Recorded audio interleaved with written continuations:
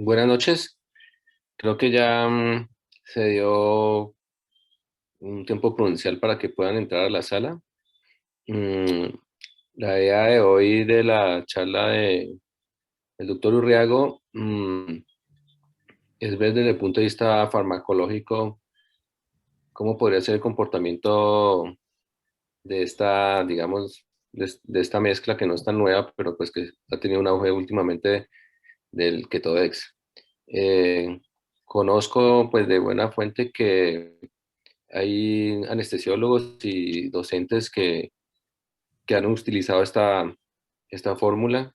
Queremos que al final de la charla pues, nos expresen su experiencia y su visión de esta mezcla. Creo que el objetivo del doctor Urriago es ver la evidencia que hay de eso y mirarla desde el punto de vista farmacológico, si es una mezcla como se hace actualmente, que digamos que pueda funcionar. Entonces, eh, al final queremos escuchar como digamos, las experiencias que tienen, porque sé que muchas personas tienen experiencia con este tipo de, de mezcla de medicamentos. Entonces dejo al doctor Urriago iniciar la charla. Bien. Buenas noches, mi nombre es Juan Felipe Urriago, residente de primer año de anestesiología de la Universidad del Valle. Como bien decía el doctor Benítez, el día de hoy es hablar un poco de la mezcla ketamina dexmedetomidina.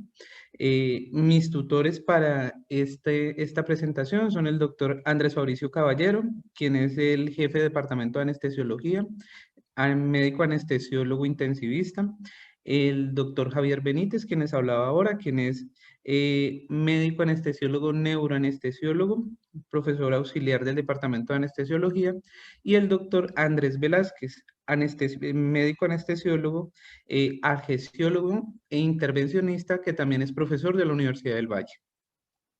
Teniendo muy claro eso, tenemos que pensar por qué razón vamos a hablar de lo que vamos a hablar. El 17 de julio de 2020, eh, las diferentes sociedades que manejamos medicamentos endovenosos para sedación y anestesia emiten la siguiente carta de alerta, donde básicamente lo que dicen es que bajo la situación de pandemia actual había o existía un riesgo real y plausible de desabastecimiento de medicamentos anestésicos y sedantes. Eh, Esto hace que de alguna u otra forma se empiece a buscar alternativas, ya que no es la primera vez que sucede. Como antecedente, en 2018 ya se había lanzado una alerta. Rápidamente fue calmada por el INVIMA, quien dijo que no había desabastecimiento, pero esto hace que exista un riesgo latente del desabastecimiento de este tipo de medicamentos. Así que, ¿qué otras alternativas hay para el manejo de esto, de los pacientes y en especial en sedación? Ya que en algunos casos tendemos a dejar de lado este tipo de pacientes muchos de esos pacientes eh, terminan perdidos en la espera, ya que no son urgentes en algunos casos. Bueno, resulta que debido a todo esto, hay un boom y es el boom del Ketodex. Eh, en Colombia, varios grupos lo han usado, varias personas, e incluso se han formulado pequeños manuales y recomendaciones de cómo emplearlo y a qué dosis. Pero, ¿qué es el Ketodex? Bueno, Ketodex es desketoprofeno. Realmente sí.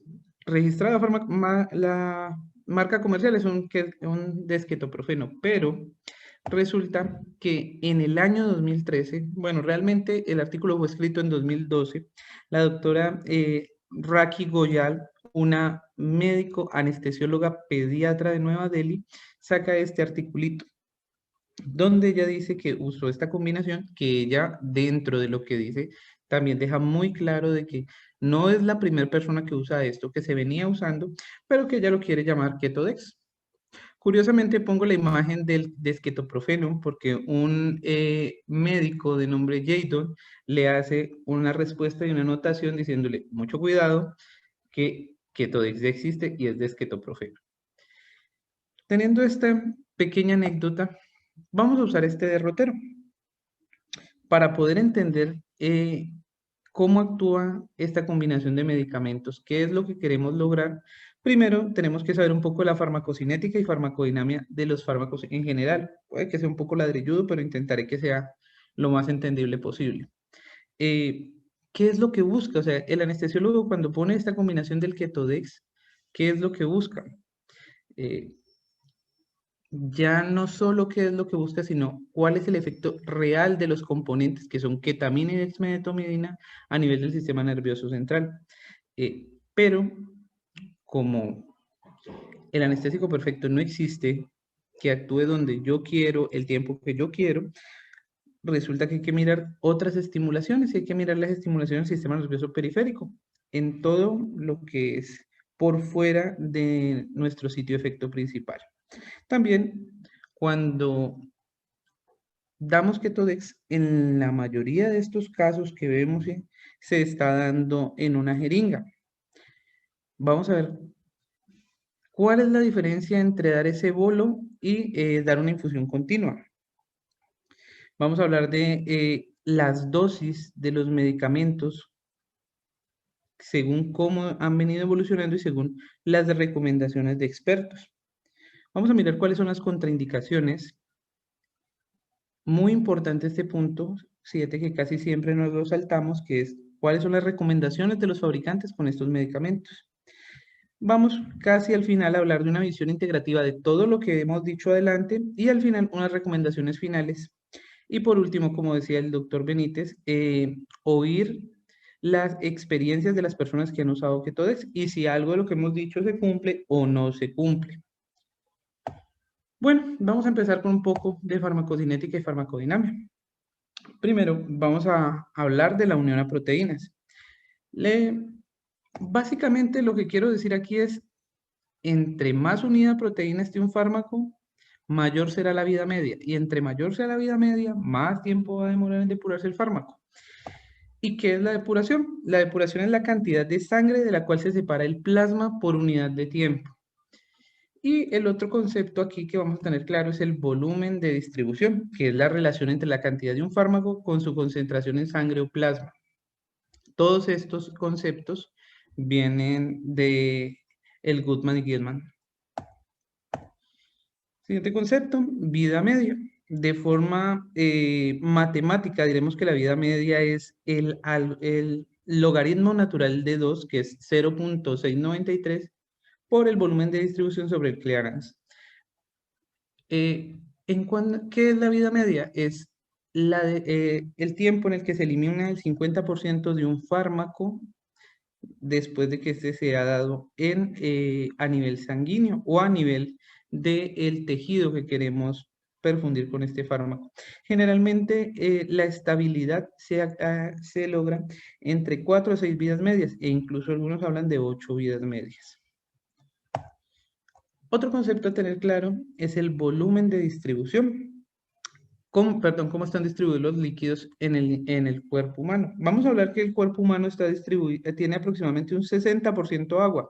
Algunos hablan de que las mujeres tienen 50 y los hombres 60, otros hablan de hombres con 70, pero de forma estandarizada vamos a hablar de un 60%, de los cuales 2/3 son intracelulares, 1/3 extracelular, y este tercio extracelular, solo el 20% corresponde a plasma. Entonces, el ejemplo clásico que se usa para todo tipo de preguntas, para todo tipo de ejemplificación, es el paciente de 70 kilos. Vamos a hablar que un paciente de 70 kilos tiene aproximadamente 42 litros de líquido total en su cuerpo, entre extra e intracelular. De esos 42 litros, 21 están intracelular, 21 extracelular, pero de esos 21, aproximadamente solo 4.2 litros están en el plasma. ¿Y por qué es importante esto? Bueno, hay que tener claro la interacción entre el volumen de distribución y los líquidos corporales. Pensemos lo siguiente. como dijimos, es la distribución homogénea de estas el volumen de distribución, la distribución homogénea de estas moléculas en una cantidad de fluido. Entonces, si en este paciente de 70 kilos que tenía 42 litros totales de líquido corporal, el volumen de distribución del fármaco solo alcanza, digamos, 3 litros, o para ser exactos, alcanza un total de 4.2 litros, el fármaco solo se va a quedar en el espacio plasmático. Para efectos prácticos, el fármaco no va a pasar más allá de, el lecho vascular. Cuando se supera ese volumen y se está inferior al volumen total, es decir, cuando se está más allá de ese 20%, pero no hemos superado la cantidad total de ese tercio que es extracelular, diremos que el fármaco se distribuye de forma homogénea en el espacio vascular e intersticial. Y cuando superamos el volumen del espacio intersticial, es decir, la suma del intersticial más el intravascular, vamos a decir que el fármaco se distribuye por todos los compartimentos y se distribuye intracelular, extracelular, incluyendo espacio intersticial y plasmático. Es decir, si un fármaco tiene un volumen de distribución de 38 litros, el fármaco va a ingresar, se va a distribuir de forma homogénea en los vasos, en el intersticio y en el interior de la célula. Eso es básicamente lo que dice este párrafo. Otro modelo, otro concepto que tenemos que tener claro, y aunque la charla no es de TIVA, tenemos que tenerlo un poco claro, es el modelo tricompartimental. El modelo tricompartimental para el manejo de un fármaco nos dice lo siguiente: el cuerpo lo podemos dividir en 3 compartimentos. Un compartimento central, aquí marcado como B1, en el cual sus mayores representantes son, pues, el volumen plasmático y los órganos mayormente perfundidos o ricamente perfundidos: cerebro, corazón, riñón. Tenemos otro que, aunque ya se llame compartimento rápido, que es B2, es no tan bien perfundido. El mayor representante de esto es el músculo. Y tenemos un compartimento que realmente es muy lento, que tiene pobre perfusión, y está representado principalmente por el tejido adiposo. Hay interacciones entre los 3 compartimentos. Estas interacciones van a ser van a ser las velocidades con las que el fármaco ingresa y sale de los diferentes compartimentos. Pero bueno, teniendo esto claro, podríamos decir que inmediatamente que llega un fármaco al compartimento central, hace su efecto, porque se supone que ahí está el corazón, ahí está el cerebro, y estos son los órganos en donde yo voy a ir a actuar.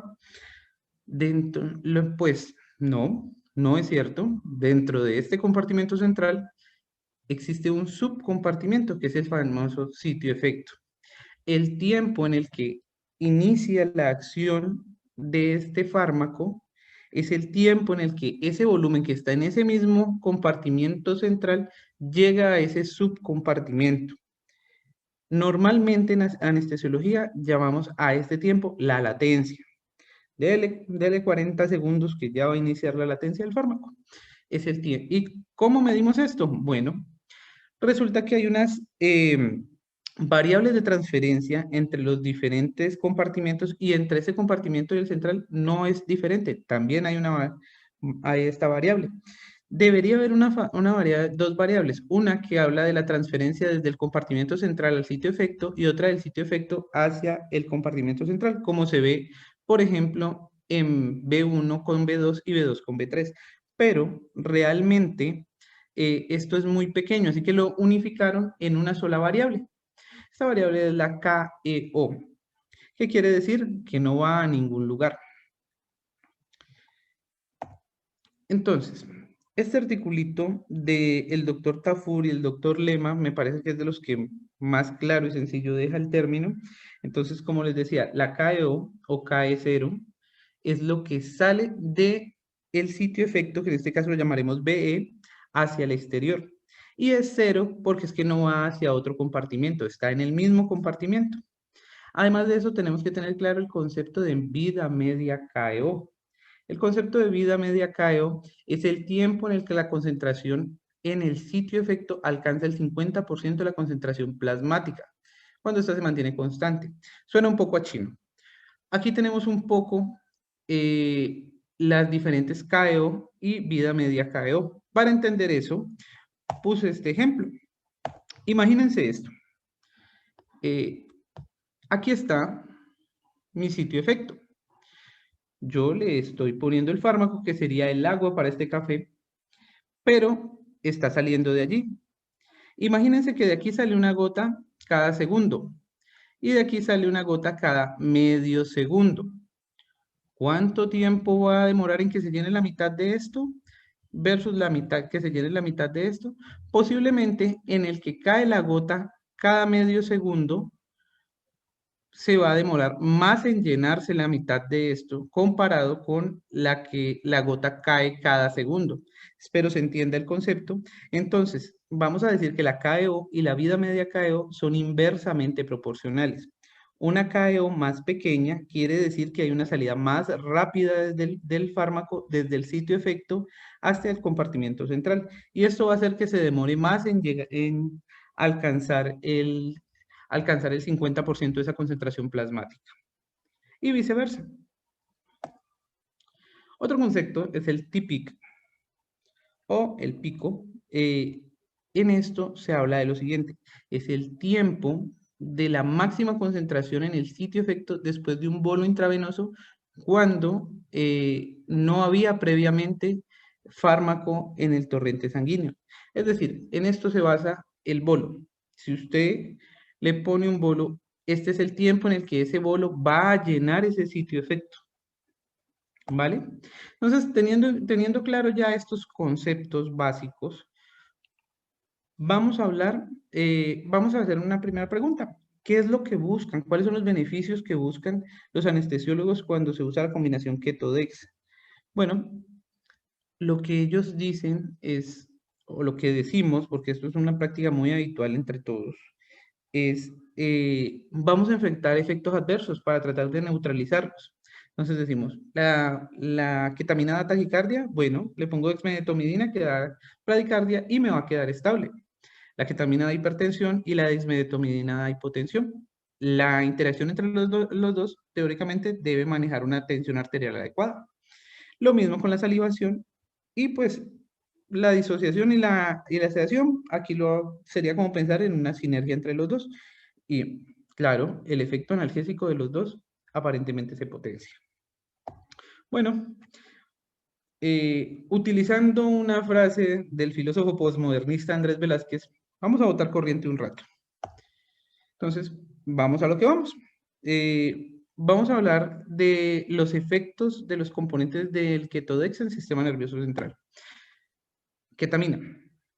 Bueno, es un derivado de la fenilciclohexilamina, CPC de ahora en adelante. De ella existen dos enantiómeros, el S y el R. De esos dos enantiómeros, el que tiene mayor afinidad con los receptores NMDA es el S. Es un medicamento lipofílico. El metabolismo es hepático. Tiene dos metabolitos, la norketamina y la hidroxiketamina. La norketamina es metabólicamente activo, la hidroxiketamina no. La eliminación es un 80% renal. Y vamos a hablar que tiene un volumen de distribución de 2.5 a 3.5 litros por kilogramo de peso. Es decir, volviendo a lo que habíamos hablado de farmacocinética y farmacodinamia, multipliquemos 70 kilos por 2.5, nos van a dar 175 litros para una persona de 70 kilos. Y esa persona tenía 42 litros. Entonces, la ketamina se distribuye de forma homogénea en el espacio intravascular, intersticial y el espacio intracelular. Su unión a proteínas es baja, es de un 10 a un 30%. La KEO o KE0 es de 1.3. ¿Se acuerdan lo que decía ahora de que existía una relación inversamente proporcional? Aquí la vemos, una KEO de 1.3 me da una vida media KEO de 0.53. ¿Qué quiere decir esto? Que rápidamente en el sitio de efecto alcanzo los niveles del 50% del que había a nivel plasmático. Todo lo anterior basado en estos dos artículos y en este que voy a mostrar aquí, que es, bueno, quedó muy abajo para verlo más bonito, que es el artículo clásico del doctor Emery Brown. ¿Cómo actúa? Bueno, la ketamina actúa sobre el córtex del cíngulo, el córtex de la ínsula, el córtex prefrontal, las raíces de los ganglios de la raíz dorsal y de la médula y las neuronas del cuerpo dorsal. A nivel central, resulta que hay unas vías glutaminérgicas que normalmente están siendo inhibidas por unas interneuronas.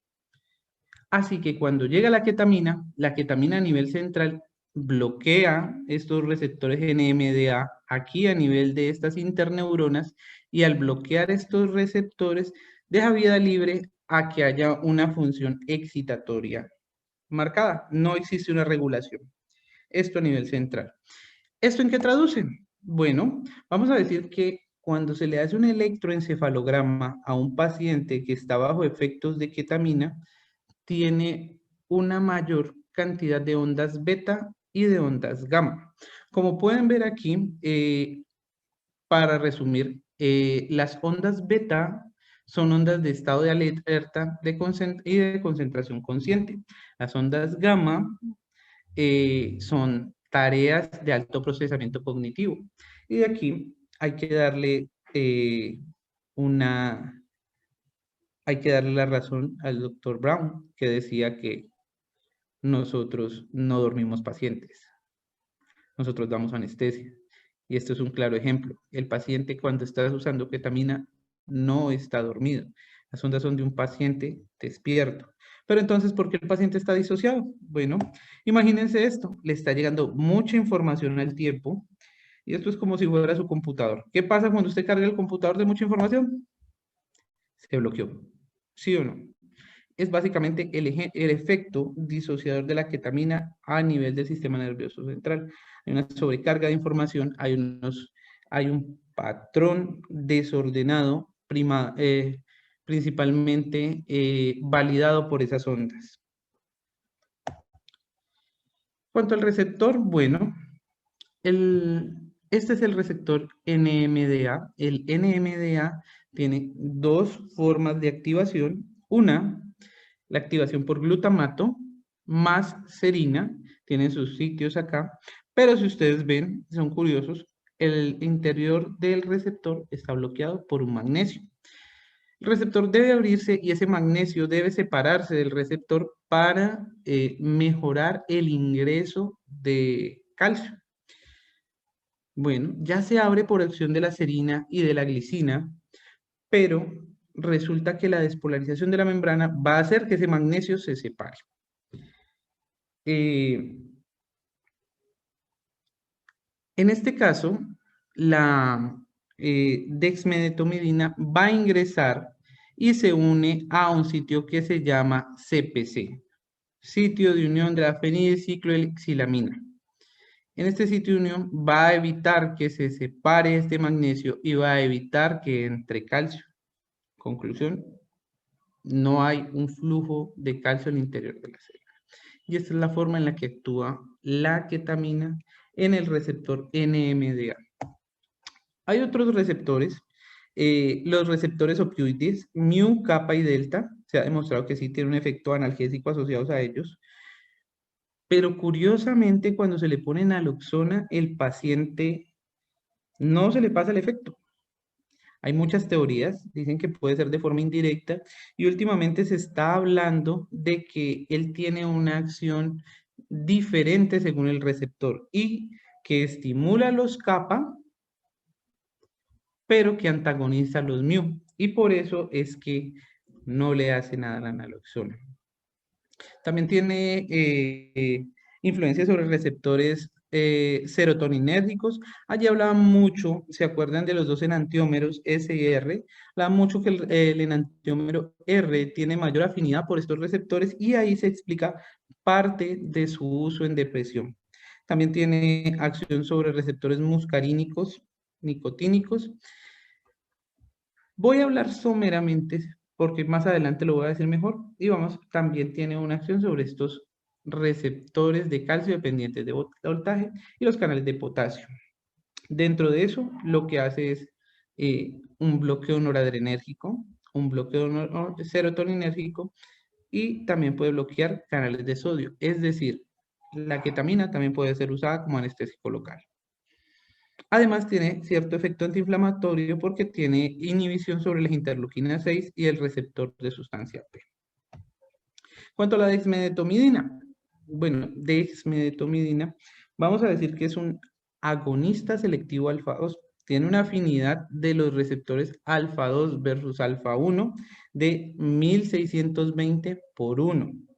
Bastante por debajo comparado con la clonidina. El volumen de distribución es de 1.31 a 2.46 litros por cada kilogramo de peso. Es decir, está en unos 94 a 194 litros. ¿Qué es lo que quiere decir? Que la ketamina también se distribuye bastante bien en intravascular, intersticial e intracelular. Su unión a proteínas sí es muy alta, un 94%. La vida media de eliminación total es aproximadamente de 2 horas. Hablaban de algunos de vida media de 6 minutos, otros hasta 10 minutos, pero aproximadamente la estabilización se alcanza a las 2 horas. El KO es de 0.04. ¿Se acuerdan cuando hablamos de la ketamina que era de 1.3? Este es muy bajito. Y miren, por otro lado, vida media KO de 16.19. ¿Qué quiere decir? Cuando usted está dando una infusión continua de ketamina, rápidamente sale, dexmedetomidina, rápidamente sale dexmedetomidina del sitio efecto y se me va a demorar más en alcanzar ese 50%, aproximadamente 16.19. Pero también tiene un TPIC alto, 14.47. Es decir, si no lo estoy dando en un goteo continuo, sino que lo estoy dando en bolo, según esto, y vuelvo y digo, bajo la luz de la evidencia científica y no la opinión de expertos ni de experiencias particulares, dexmedetomidina se demora más se va a demorar en promedio 15 minutos independiente de la forma en la que usted la suministre. Bueno, ¿cómo actúa la ketamina? Cuando uno habla de la ketamina, lo que más dicen es que su acción es a nivel de receptores alfa 2A y alfa 2C presinápticos en el locus ceruleus. Pero otras personas le dicen, no, es que la ketamina tiene acción sobre el sistema reticular activador ascendente. Y otros le dicen, no, como por ejemplo el doctor Brown, que le dice, no, mire, si usted ve la esquemita, él viene a los ganglios ventrículo lateral preóptico. Todos tienen razón. Y es de la siguiente forma. La sustancia reticular ascendente está encargada de los estados de vigilia. Esta a su vez es inhibida por la secreción de GABA y galanina que viene de los núcleos ventrolaterales preópticos. ¿Cierto? O sea que me da sueño porque el núcleo ventrolateral preóptico está generando GABA y galanina que a su vez está inhibiendo eh, eh, la sustancia reticular. Pero resulta que si esto fuese todo el tiempo, las personas estarían dormidos todo el tiempo.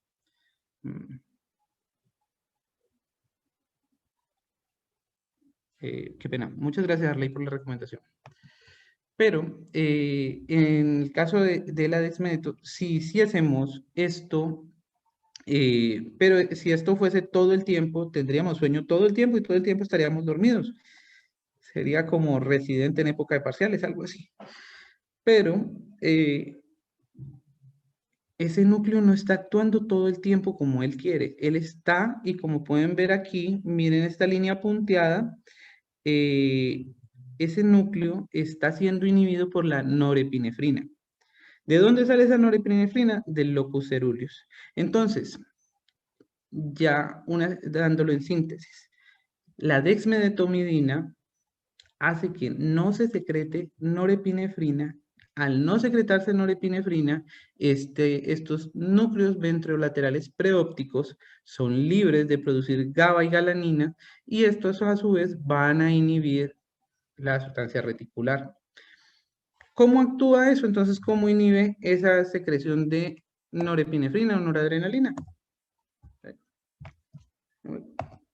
Listo. Este es el receptor presináptico de donde sale la norepinefrina o noradrenalina. Normalmente hace un feedback negativo. Aquí están receptores alfa 2 que le dice, venga, usted está produciendo mucho, pare, no produzca tanto, tranquilo. Pero lo que está haciendo la dexmedetomidina es pegándose a este receptor y haciendo la misma función y haciendo esta simulación de feedback negativo. ¿Vale?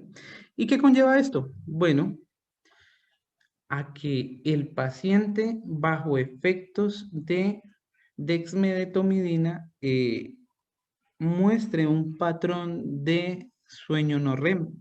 Es decir, por eso es que ese paciente se le puede despertar, por eso ese paciente se puede mover, pero también es muy bonito que está teniendo un sueño tranquilo. No está teniendo eh, un sueño imaginativo porque no es uno de movimientos oculares rápidos, pero sí podemos ver al principio, por ejemplo, unas ondas teta, el paciente está tranquilo, usted le habla y él le responde, o sea que es bastante bueno. ¿Y esto en qué traduce? Que el paciente le tenga menos delirium comparado con otros medicamentos como por ejemplo Propofol, y como le decía, y se asemeja mucho al sueño normal. De ahí que ha habido gran eh, no diría polémica, incompresión del paciente cuando se hace sedaciones crónicas en la que, pero es que el paciente está despierto, duérmalo más. No, el paciente, si tiene unos niveles adecuados, el paciente está como debe estar. Usted recuerde, cuando usted está dormido, no está en coma. Entonces tiene derecho a despertarse un poco y volverse a dormir. Ahora, la parte oculta que nadie dice. Acción de estos medicamentos en el sistema nervioso periférico y en general en órganos periféricos. Empecemos con ketamina. Este articulito, bien traducido por Google Traductor, mentira, un artículo de Springer de Alemania, habla de algunos de los mecanismos de cómo actúa la ketamina en sepsis. Y este otro artículo que habla del enantómero S, nos dan las siguientes claves. Uno, la inhibición de la óxido nítrico sintasa. Ketamina inhibe óxido nítrico sintasa, lo cual hace que no se produzca tanta vasodilatación. Dos, la ketamina inhibe canales de potasio dependientes de ATP, lo cual hace que el ciclo de despolarización no se lleve a cabo. Y dejaremos canales de calcio tipo L dependientes de voltaje para enseguida. ¿Qué otras cosas hace la ketamina? Aunque no está muy claro el mecanismo, dice que hay un aumento. Ellos lo que hacen es exprimen tanto las glándulas productoras de catecolaminas como los mismos nervios para que secreten catecolaminas. De ahí que se produzca el efecto hipertensivo y taquicardizante de la ketamina, porque lo que usted está haciendo es aumentando la biodisponibilidad de estas hormonas. A mayor cantidad de estas hormonas hay mayor efecto de las mismas, pero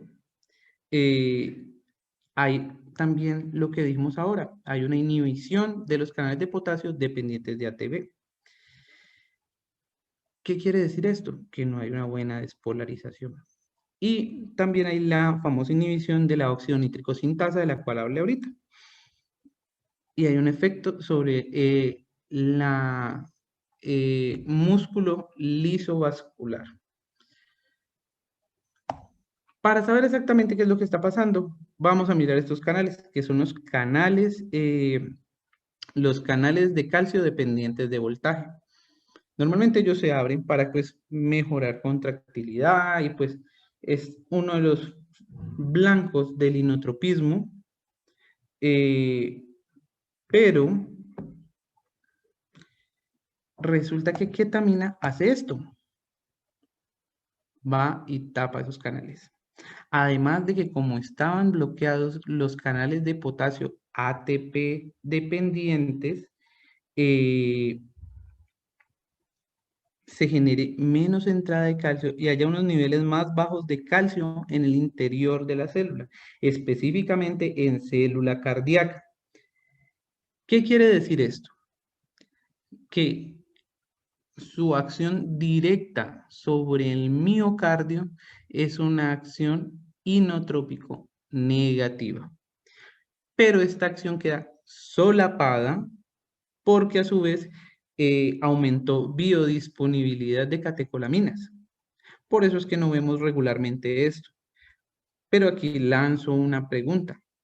¿Qué pasará con el paciente crónica y críticamente enfermo? Ese paciente que lleva 5 días en sepsis, que ya hubo una depresión, ya está haciendo una falla suprarrenal y usted le pone ketamina. Ahí queda la duda. ¿Le estoy mejorando la presión a este paciente poniéndole ketamina? ¿Le estoy mejorando el latido cardíaco a ese paciente poniéndole ketamina? Ahí queda la duda. En cuanto a la dexmedetomidina, bueno, varias cosas. A nivel coronario hay receptores alfa 2. ¿Se acuerdan que hablé, y eso lo hice adrede, cuando hablé a nivel central, hablé de alfa 2A y alfa 2C? Pues a nivel coronario están los alfa 2B. También están en en el lecho renal. ¿Dónde? ¿Y cuál es la acción de estos medicamentos? Hacen vasoconstricción a ese nivel.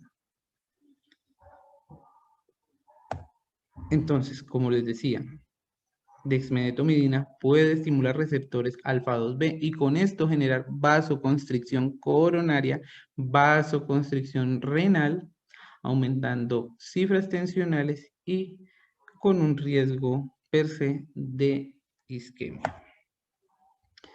Este articulito, este es el original y aquí en español, le encontré un punto bastante importante. Recuerdan que estamos hablando de que no, ningún medicamento, ningún anestésico, ningún sedante es idóneo y tenemos que tener claro que su efecto no solo va a ser a nivel sistema nervioso central, sino que también tenemos un efecto a nivel de otros órganos. Miren, volviendo al término de vida media CAEO, la vida media CAEO de la dexmedetomidina al vaso sanguíneo es de 2,16 minutos. Es decir, más rápido se llenan los niveles de dexmedetomidina a nivel de los vasos antes de llegar al sistema nervioso central. ¿Qué más dice este articulito? Que esto va a depender de la dosis y va a depender de la velocidad de la infusión. Que niveles falsamente elevados de medicamento en sangre van a generar que se migre más rápido hacia esos vasos antes que ir al sistema nervioso central. Teniendo en cuenta este concepto, vamos a comparar lo que es el bolo de dexmedetomidina versus la infusión continua. Entonces, mire, imagínense esto. Ese señor en la bicicleta es dexmedetomidina y nuestro sitio efecto es este barquito de aquí. Si él está solo, puede irse directamente allá, ¿cierto? Pero resulta que el señor se fue a vivir a Cali, al sur, y le cogió la tarde. Y cuando fue a salir, se encontró con todo este tráfico. Y él viene para acá. Y mucha gente viene para acá. Todos vienen para acá. Pero entonces hay uno que dice, no, yo me voy por acá. Otros se vienen por acá. Otros dan la vuelta por acá. Y otros siguen la ruta normal que les marcó Waze. ¿Qué quiere decir esto de forma más práctica? Que en el momento en que aumentamos rápidamente esos niveles, va a haber una mayor redistribución y va a haber más posibilidad de que el fármaco no solo llegue al sitio efecto central, sino a estos otros sitios efectos no deseados periféricos. Entonces, bueno, imagen tomada de Instagram en Brasil. Hay ejemplos colombianos, pero la idea no mencionar nada porque no es el objeto de la charla, donde decía 1 miligramo de ketamina por kilogramo de peso y dexmedetomidina 1 microgramo por kilogramo de peso, ¿cierto?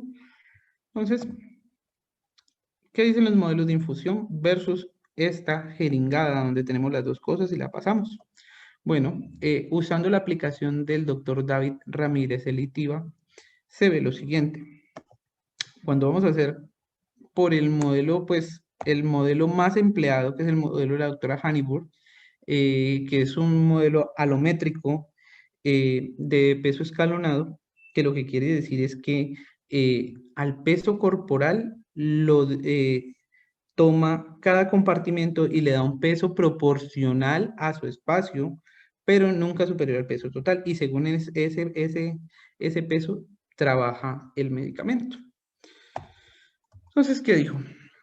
La doctora, acuérdense que todos y a todos nos han dicho dexmedeto 0.7 a 1 y algunos en UCI llegan hasta 1.2 e incluso 1.4.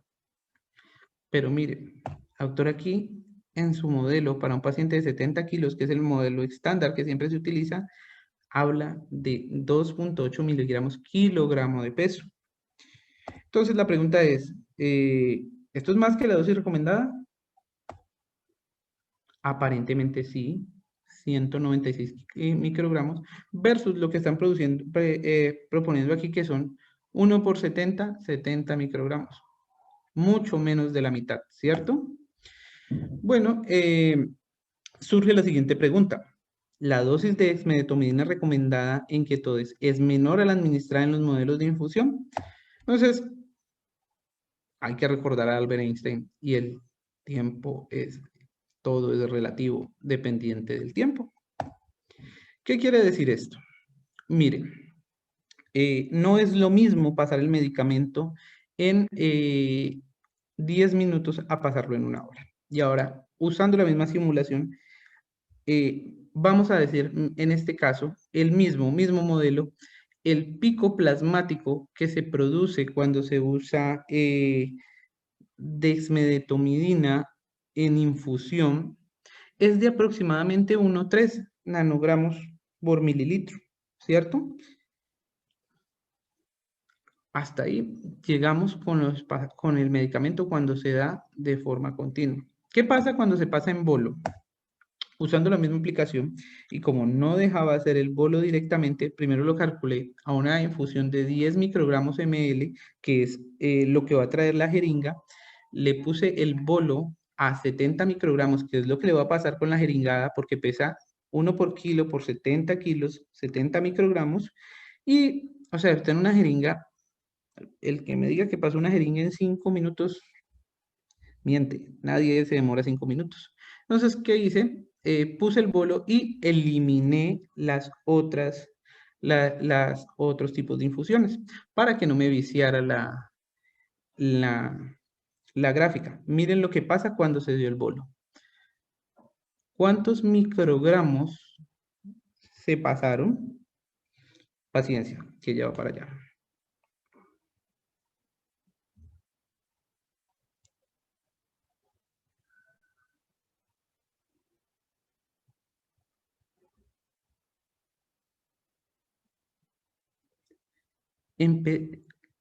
Casi 39.5 microgramos de dexmedetomidina. Bastante más, ¿no? Mucho más que la que se estaba pasando en infusión.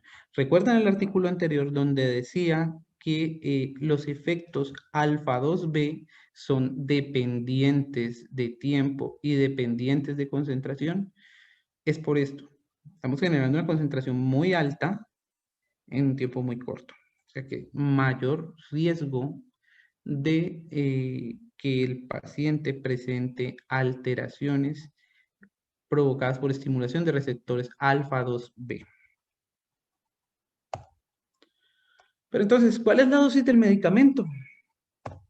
Bueno, 2019 salió este Best Practice Research Clinical Anesthesiology, donde hablaba de diferentes estudios y diferentes dosis de medicamentos, en especial dexmedetomidina, para el uso de anestesia libre de opioides.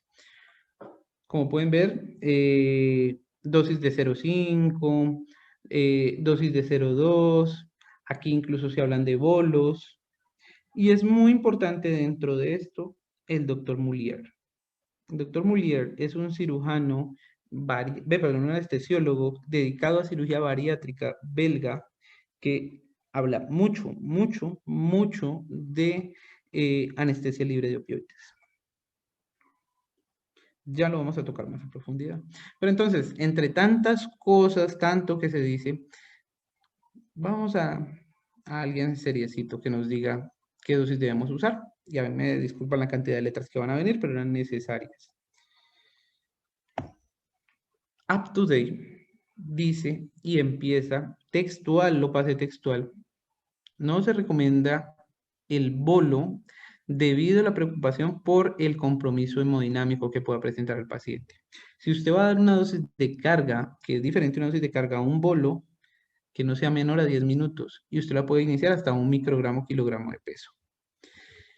Para sedación, usted puede iniciar a dosis de 0,5 a 1 microgramo, y lo mismo, no me va a ir de menos de 10 minutos en la infusión, e incluso habla de dosis más bajas, y mantenimiento puedo irme a dosis hasta de 0,2.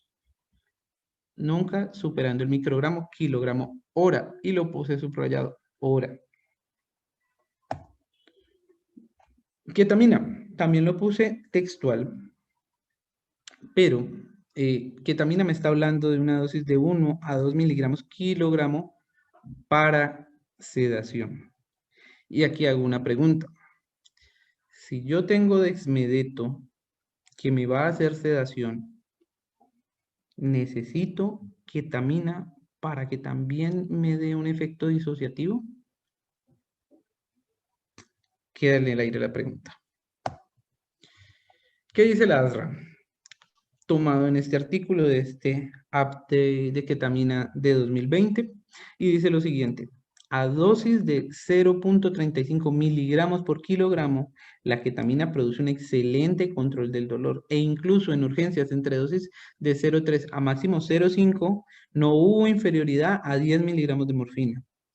Y lo que sí se vio es que dosis superiores a 0.35 miligramos se asocian a mayores efectos adversos, en especial eso de que le dio pesadillas, de que tuvo, como dicen vulgarmente, un mal viaje. Eso se ve con esas dosis. Bueno, entonces,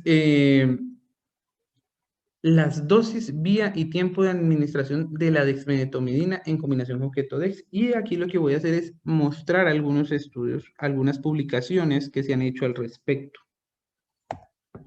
Entonces, por ejemplo, en esta se hizo una infusión combinada durante 5 minutos a 1 microgramo kilogramo de peso. No, ninguno de los estudios que les voy a mostrar, ninguno, y eso sí tengo que ser enfático, por más de lo que hayamos dicho anteriormente, habló de hipertensión ni alteraciones hemodinámicas. Esta, que fue una infusión continua a punto 5 durante 10 minutos, también habla de que les fue bastante bien, de que era igual de bueno que el paciente que usted le estaba poniendo propofol, e incluso hablaban que les iba mejor porque menos se les deprimía. En esta fue dexmedetomidina oral, a dosis de 3 microgramos por kilogramo de peso. Se les demoró más en iniciar acción, se les demoró mucho, mucho más en iniciar acción, pero tampoco reportaron, recordemos que es aproximadamente un 20-25% la biodisponibilidad después de que se da oral de este medicamento, pero no reportaron picos hipertensivos ni alteraciones cardíacas. El estudio Ketodex le dio una administración continua durante 5 minutos y ojo, todo esto lo estoy hablando con la dexmedetomidina porque ketamina sí se siguió usando el bolito rápido. También les fue bien, le da 1 microgramo kilogramo de peso durante 5 minutos. Este fue un compendio de series de casos en los cuales tiempos entre 5 y 10 minutos y la dosis entre 0,5 y 1 microgramo kilogramo de peso. Y también les fue bien. El paciente dice que no tuvieron ningún problema durante el procedimiento. Este es como el más nuevo de estos que fue que salió este año. Y también decía lo mismo, aunque este caso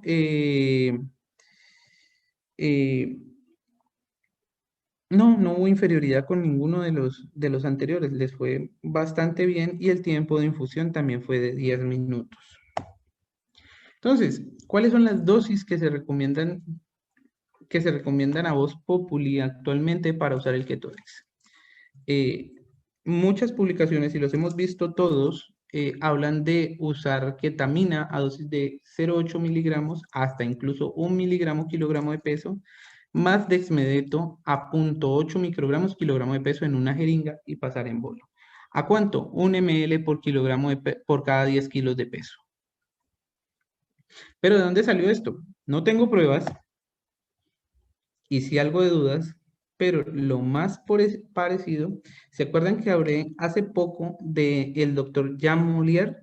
Bueno, el doctor Jean Moulier en 2017 saca esta pequeña guía para sedación y este señor en una jeringa de 50 tomaba ketamina, dexmedetomidina y lidocaína.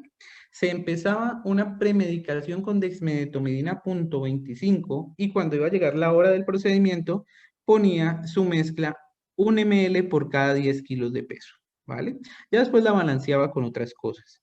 Es lo más cercano a evidencia que encontré sobre de dónde se acogió las dosis y la forma de administración del Ketodex, porque no hay realmente un artículo que saque la mano y diga, yo recomiendo que se haga así, que se haga en una jeringa.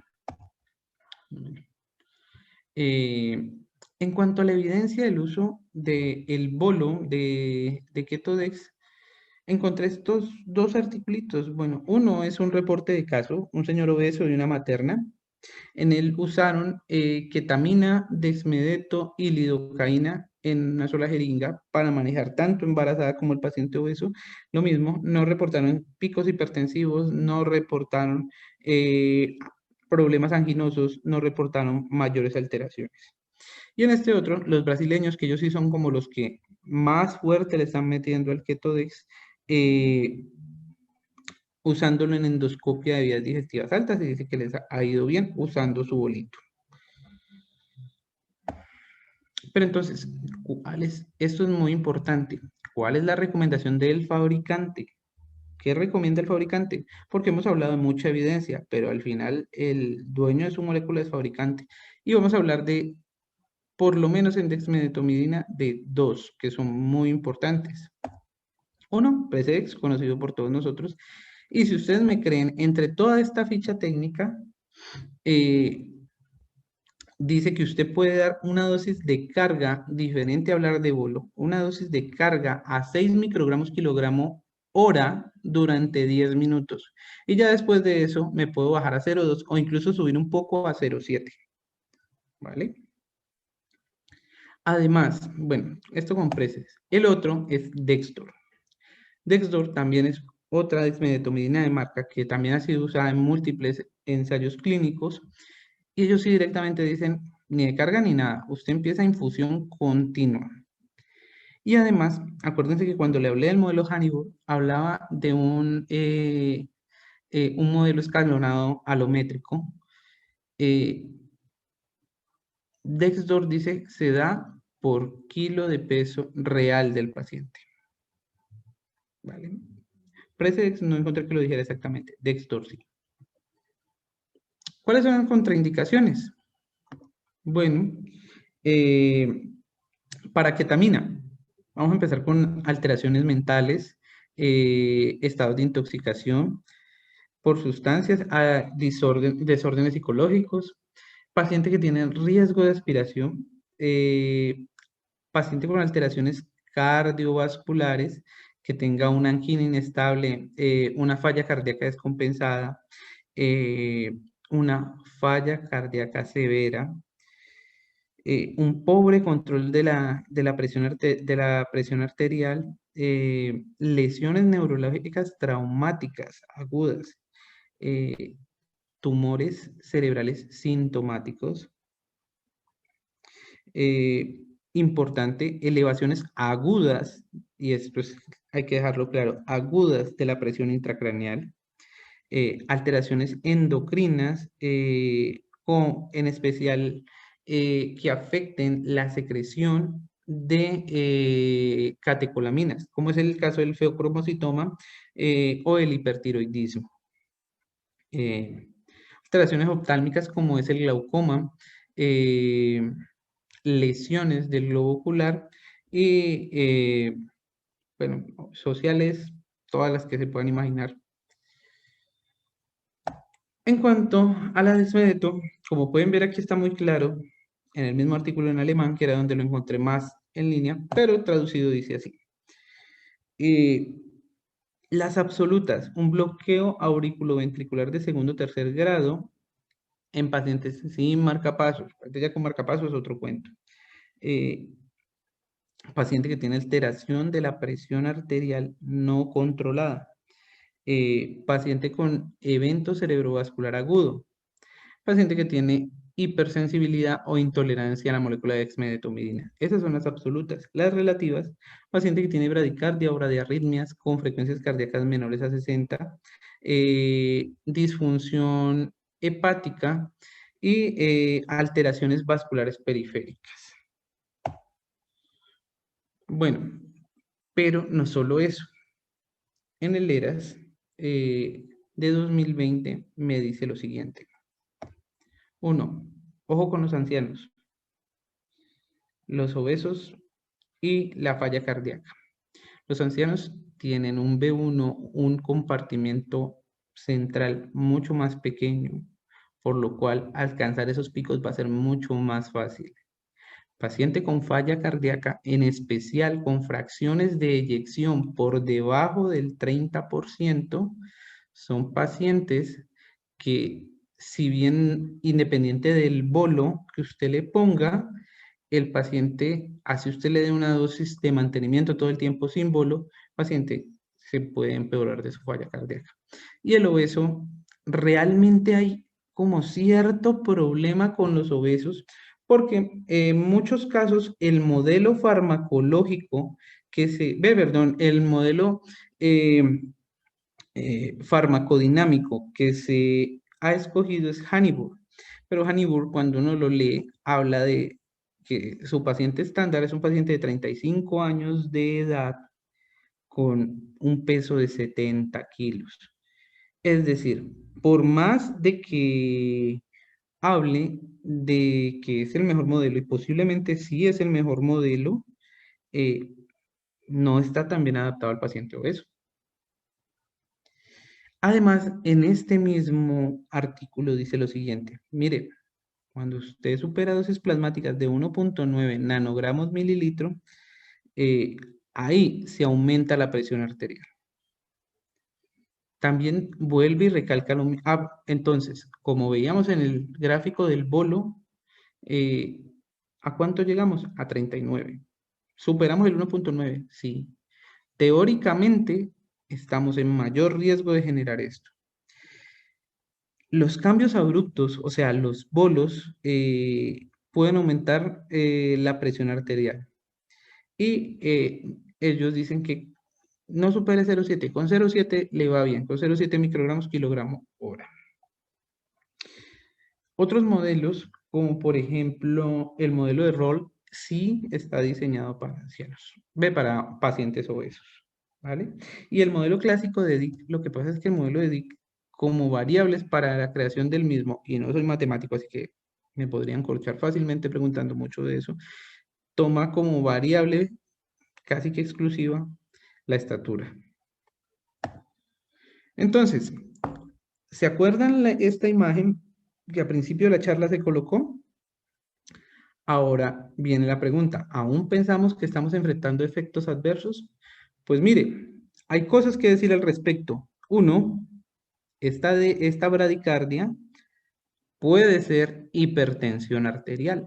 B puede ser taquicardia por estimulación eh, periférica de los alfa 2 B, ¿vale? En bolos. Entonces, más taquicardia. Hipertensión, hipotensión.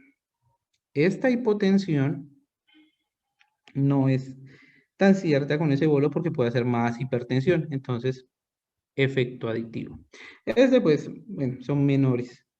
Y esto es muy importante, este pedacito de acá. Ketamina ha demostrado que tiene un muy buen efecto analgésico, especialmente, eh, eh, como se dijo ya, incluso equivalente a morfina con una dosis de 0.35, sin llegar a ser disociación. Mientras que dexmedetomidina, su poder analgésico es muy bajo, muy, muy bajo. No proporciona tanto poder analgésico, ¿vale? Entonces, si usted va a dar Ketodex, usted necesita la dosis estándar para generar disociación. Si ya tiene uno que le está produciendo sedación, yo creo que no, porque para que sedación y disociación, sí puedo tenerlo simplemente sedado por un lado y con el otro con una dosis más baja, evitando ese efecto maluco, esas pesadillas, esos estados de los cuales los pacientes críticos en esta situación de pandemia que han requerido infusiones de ketamina se quejan mucho. Entonces, la visión integrativa de todo esto. El uso de bolo de ketamina, y todo esto es basado en los estudios, pero al final hay que decir un punto aparte que ya lo diré. El uso del bolo de ketamina más dexmedetomidina no antagoniza los efectos adversos y por el contrario puede ser aditivo. El empleo de una dosis adecuada y la administración de la adecuada de esta combinación puede ser una alternativa útil para sedar los pacientes. El emplear ketamina y dexmedetomidina conjuntamente, se pueden usar dosis más bajas de ketamina para prevenir efectos adversos, ya que el efecto sedante puede estar a cargo solo de la dexmedetomidina y usar la ketamina como analgésico. Tanto la ketamina como la dexmedetomidina tienen un volumen de distribución amplio, por lo tal, alcanza fácilmente los diferentes compartimentos corporales. La dexmedetomidina tiene una KO pequeña, una vida media KO alta y además eh, tiene un TPIC alto, por lo cual un bolo no va a hacer que aparezcan más rápido los efectos deseados.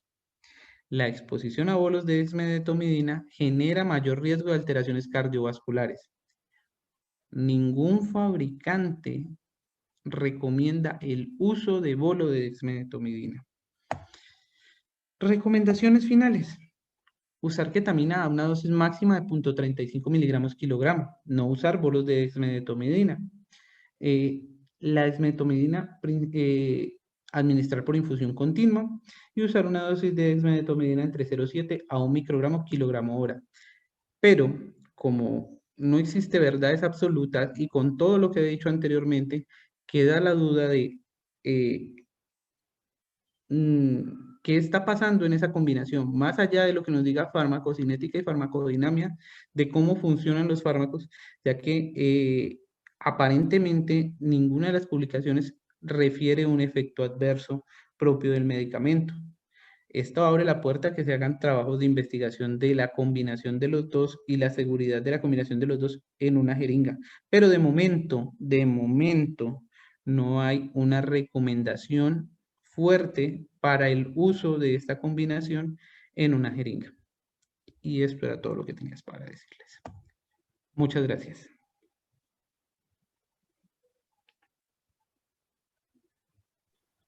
Bueno, muchas gracias al doctor Urriago. Creo que pues dejó muy claro, digamos, cómo es el comportamiento farmacológico de tanto la ketamina como la dexmedetomidina. Normalmente lo que he visto usar o cuando lo he usado normalmente la dexmedeto, como dice el fabricante, se recomienda administrar más o menos en un tiempo mínimo de 10 minutos. Entonces, también nos queda un poco la duda de la estabilidad química en combinar en la misma jeringa eh, los dos medicamentos. Entiendo que esta técnica se ha masificado. De pronto, si hay colegas o residentes que han usado este tipo de fórmulas, pues quisiéramos saber cómo les ha ido. O sea, desde el punto de vista farmacocinético, digamos, y farmacodinámico, como dice el doctor Urriago, creo que poner pues un bolo de preses de forma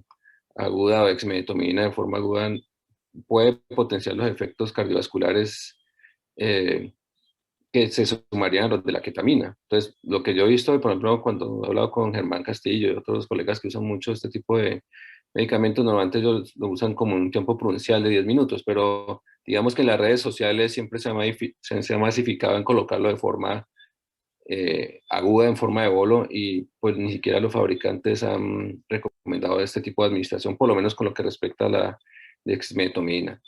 Entonces, invito de pronto a alguno de los docentes o a alguno de los colegas que de pronto tengan alguna opinión o alguna experiencia, porque lo que le decía el doctor Urriago era algo cierto, o sea, de pronto desde el punto de vista de farmacología no se recomienda, pero cuando uno lo ve en la práctica, sí ve que funciona.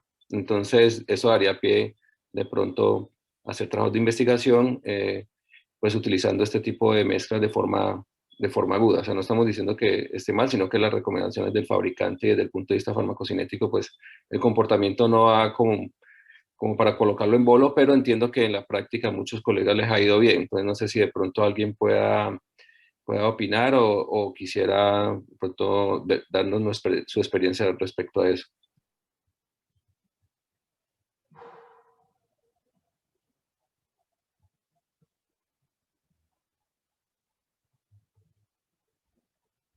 Doctor Riegos, ¿quién está levantando la mano? Qué pena. El doctor Castillo, Ah, el por doctor favor. Castillo, ya le activo el micrófono.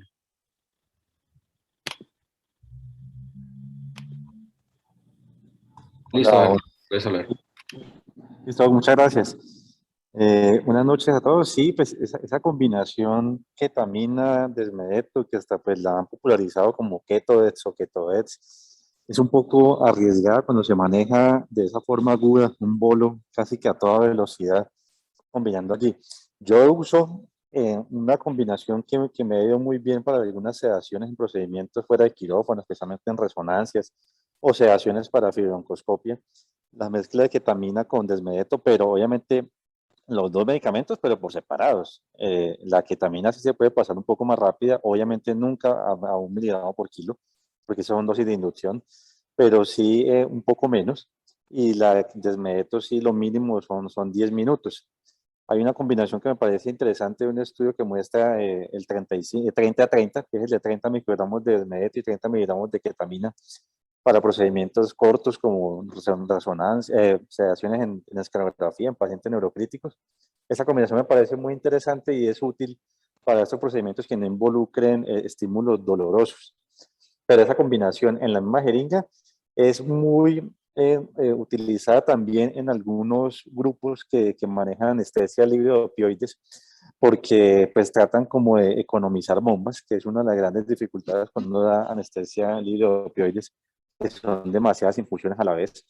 Pero me parece muy complicado de uno determinar si los efectos de la bradicardia pueden ser generados por la desmedeto que estoy manejando y cómo puedo irlo modificando sin perder el efecto tengo de la benéfico de la ketamina. Entonces me parece difícil cuando uno maneja estas mezclas en la misma jeringa, cómo utilizar el efecto benéfico de uno sin perder el del otro. Y viceversa, o sea, si tengo efectos nocivos no puedo identificar bien a qué se debe. Entonces particularmente esa combinación no me parece como pues, muy adecuada en forma aguda, o sea, mandar el bolo así a todas. Sí es útil y sí tiene muy buena cabida en escena cuando uno quiere manejar la ventilación espontánea o quiere hacer procedimientos donde no tengan, se dan un dolor tan alto o procedimientos de larga duración que a usted le permitan una estabilidad durante todo el tiempo. Gracias.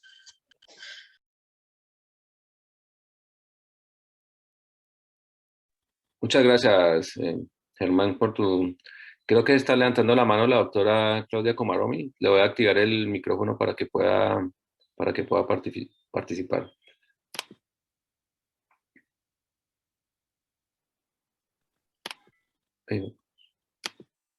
Listo. Creo que doctora ya creo que puede hablar o no le he activado todavía el micrófono.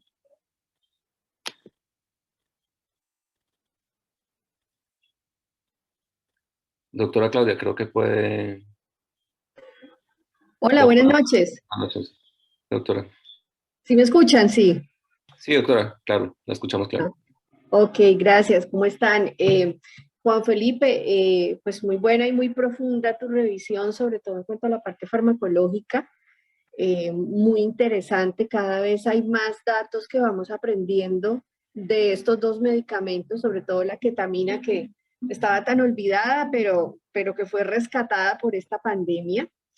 Y realmente hay mucha información nueva que está saliendo y cuando uno hace una búsqueda bibliográfica en las diferentes bases, hay mucho estudio en curso justamente sobre esto que nosotros nos estamos preguntando y me uno pues al requerimiento de Javier. Estamos en mora de montar estudios clínicos que son relativamente fáciles de hacer porque hay interrogantes muy claros planteados con respecto a esto y es si funciona, qué ventajas les da.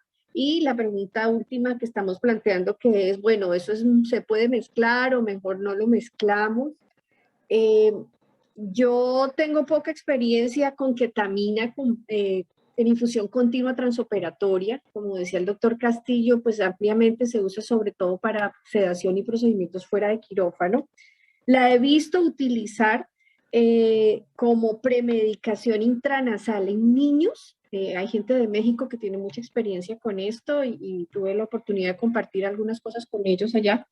Entonces, hay un par de estudios muy bonitos y los encuentran en la literatura o después a través de Juan Felipe los podemos compartir. Hay una mezcla de dexmedetomidina más ketamina intranasal para sedación, sobre todo en niños, a la hora de pues, evitar la parte traumática de la venopunción o del traslado al quirófano, la parte traumática de la aplicación de la máscara facial para hacerles esta supuesta analgesia inhalatoria o inducción inhalatoria que no siempre es tan agradable, aunque hayamos evitado el pinchazo. Y lo que sí he visto y lo que refuerzan en el estudio que está en curso es que los mezclan en la misma jeringa. Están estudiando cuál es la dosis ideal, la absorción oral y a través de las mucosas, tanto de la dexmedetomidina como de la ketamina, parece ser alta. Hablan de una biodisponibilidad superior al 80% en ambos casos. Y están probando combinaciones de dexmedetomidina y de ketamina, obviamente a dosis un poco más altas, porque el tema del paso hepático por el metabolismo podría variar la biodisponibilidad final. Entonces hablan de mezclas de 2 miligramos por kilo de ketamina más 4 microgramos por kilo de ketamina, o la mezcla 3-3 en partes iguales, o invertir la mezcla 4 miligramos por kilo de ketamina más 2 microgramos por kilo intranasal, mezclados en la misma jeringa. Lo aplican y lo que están evaluando es pues el grado de sedación, ansiolisis y de confort a la hora de pasar los pacientes al quirófano. Hasta ahora, pues los resultados parecen ser alentadores de que se producen los efectos, definitivamente sí, pero no se ha establecido la dosis correcta. Es el único caso en el que yo he visto que mezclan los dos medicamentos en un mismo contenedor. Farmacológicamente, lo que todos sabemos es que nunca ha sido bueno hacer mezclas, y menos aún si vamos a hablar de titulaciones en infusión continua, porque la farmacodinamia puede variar y no sería tan fácil hacer los ajustes. Gente de Brasil y de México contaba, por ejemplo, su experiencia mezclando en la misma bolsa de infusión, como bien lo dijo el doctor Castillo también. Lo que se busca es ahorrarse un equipo de hemoclisis y ahorrarse una bomba de infusión. Entonces ellos hablan de que en la bolsa de 100 mililitros mezclan los 200 microgramos de dexmedetomidina, o sea, una bolsita, con 100 miligramos, o sea, 2 centímetros de ketamina, y empiezan a calcular infusiones que si uno va a trabajar con dosis fijas, por ejemplo, poniéndole a un paciente más o menos 0.2 miligramos kilo hora de ketamina en infusión continua, eso nos da una dosis aproximada para un paciente de 70 kilos de 0.6 a 0.8 microgramos kilo hora de dexmedetomidina. Pero en la medida que nosotros empezamos a variar las infusiones, algorítmicamente, matemáticamente no da el cálculo de mezclas. Entonces, definitivamente la mejor recomendación por seguridad, o mientras lo aprendamos a manejar bien, es hacer las infusiones por vía diferentes, hacerlas, no mezclarlas, pero lo que uno encuentra en la literatura es que hay una buena sinergia. Lo que preguntaba Juan Felipe, si voy a usar dexmedetomidina como sedante, ¿para qué utilizo ketamina? Pues porque hay una potenciación de los efectos analgésicos de ambas, y la dexmedetomidina básicamente lo que hace es ayudarnos a evitar todos estos efectos no deseados de la infusión continua de ketamina. Porque una de las grandes preocupaciones, y yo la dejo aquí para los docentes que hayan trabajado con infusiones continuas en anestesia, es qué tan disociados se nos pueden despertar estos pacientes cuando hemos manejado infusiones continuas de ketamina, y cómo se comportaría pues la vida media contexto sensitiva, en qué momento suspendemos la ketamina, cuánto tiempo antes, y de qué otra manera podríamos manejar la disociación, que lo que he encontrado en la literatura es que sí se presenta en menor grado, y que lo hemos visto, por ejemplo, quienes hemos tenido que trabajar con infusiones continuas de ketamina en sedación para pacientes en unidades de cuidado intensivo, el destete de la pseudoanalgesia de estos pacientes que llevan más de 48, 72 horas con infusiones continuas de ketamina, que hemos tenido que hacerlo por la cuestión de escasez de la pandemia, es bien difícil, y estos pacientes se despiertan bastante disociados. En UCI muchas veces estamos utilizando ketamina en infusión continua, más dexmedetomidina en infusión continua por vías separadas, con resultados de muy buena analgesia, muy buena sedación, pero con los efectos de disociación al final bastante evidentes. Eso es lo que tenía para contarles. Muchas gracias, doctora. Yo creo que también en parte lo que habla la doctora del efecto disociativo, aunque digamos que en la experiencia lo que hemos visto es que a veces no importa ni siquiera la dosis, sino que también depende un poco como el psiquis del paciente o la parte mental previa. Pero creo que también puede ser porque la molécula que tenemos en el país es una molécula racémica. Y como bien dijo Juan Felipe, lo que digamos, lo que ideal sería utilizar ketamina S, que tiene un poder analgésico mucho más marcado, casi 4 veces más marcado, con un poder disociativo mucho menor. Aquí en el país tenemos la mezcla, entonces eso hace que de pronto, digamos, los niveles de disociación sean un poco más marcados en nuestro país. Voy a darle la palabra al doctor Carlos Andrés, que está pidiendo también, está solicitando levantar la mano para escuchar su opinión. Aló, sí. Gracias, buenas noches. Una pregunta, pues si estos medicamentos tienen una firma en un espectrograma, en el setline, diferente, la ketamina y el Precedex, ¿sería el setline la forma de detectar qué medicamento está actuando? O si la interacción de los dos puede crear un patrón nuevo. No sé, pues tengo esa duda.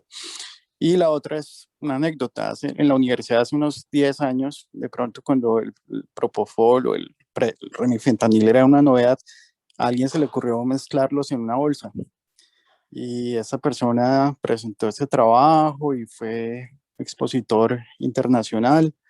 Y él mismo comentaba que en otras instancias los expositores le preguntaban, bueno, ¿y usted por qué mezcla esas dos cosas? Porque precisamente miraban eso como algo irregular, porque cada medicamento tiene su farmacocinética, su farmacodinamia. Entonces, como bien dijo Urriago, esto nace en un momento de necesidad en pandemia, pero probablemente en el tiempo se depure esta situación y bueno, habrá que darle tiempo y mucho más estudios pues para definir si es algo que realmente funciona y que es efectivo y correcto hacerlo. Buenas noches, Carlos Andrés. Muchas gracias por la pregunta. Realmente esa es una duda que también teníamos desde principios del año pasado y en este momento está en anteproyecto. Estamos esperando que la universidad nos apruebe un proyecto en el cual estamos buscando Ketodex para legrado, haciéndolo separado y vamos a usar como modo de monitoría Setline para mirar qué es lo que está priorizando sobre este paciente, sobre este tipo de pacientes y poder decir a ciencia cierta si las dosis que estamos usando nos generan lo que hipotéticamente estamos buscando, más sedación, menos disociación y buena analgesia. Con respecto a eso, para responder un poco al doctor Luna, hace unos meses la doctora Andrea Marín, cuando era residente, ella hizo una exposición sobre espectrometría y mostró los patrones de los diferentes medicamentos. Y digamos que hasta ahora el doctor Emilio Brown pues, ha sacado como los artículos mostrando los patrones de forma separada. Ella estuvo haciendo su electiva por fuera del país y se comunicó con él y entiendo que él tiene un proyecto ya de presentar los patrones en la espectrometría cuando se combinan diferentes tipos de medicamentos, que es lo que hacemos realmente. Lo que uno esperaría, por ejemplo, con el uso de la queta, como hizo el doctor Urriago, es ver ondas gamas, sobre todo con un poder muy bajo, o sea, que se ven como un poco azules, con una frecuencia por encima de 30 Hz, pero sí estamos en mora y creo que si se aprueba el proyecto, pues podríamos nosotros incluso determinar el patrón en la espectrometría de la combinación de estos dos medicamentos. El doctor Johnny Husband también ha levantado la mano. Voy a darle la palabra para que podamos escuchar su opinión.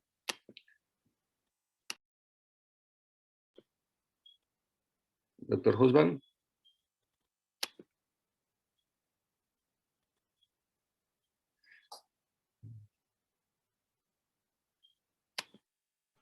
Hola, hola. ¿Aló? ¿Ya me Escuchamos, oyen? Johnny. Estamos escuchando, sí, perfecto. Gracias, Javier.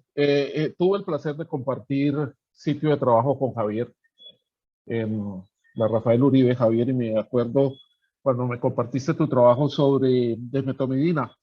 Y un día de turno, un domingo, no sé si recuerdas, nos dio por darle desmetomidina a un paciente de una cirugía de hombro, me acuerdo tanto, pero quisimos probar si era cierto que darle midazolam a un paciente que después le íbamos a dar desmetomidina en infusión continua prolongaba el despertar. Y nos dimos cuenta que sí, porque el paciente, la cirugía terminó como a las 10 de la mañana y el paciente despertó como a las 4. O sea, sin compromiso respiratorio, sin compromiso hemodinámico, lo tuvimos en recuperación, pero el paciente dormido. Sí, ¿te acuerdas de eso, Javier? La recomendación es nunca combinarlo con una benzodiazepina porque la sedación es eterna. Eso es lo primero que iba a decir. por favor, nunca combinen desmetomidina con midazolam. O bueno, si lo quieren hacer como lo hicimos nosotros, a sabiendas, pero queríamos ver si era cierto lo que nos decían.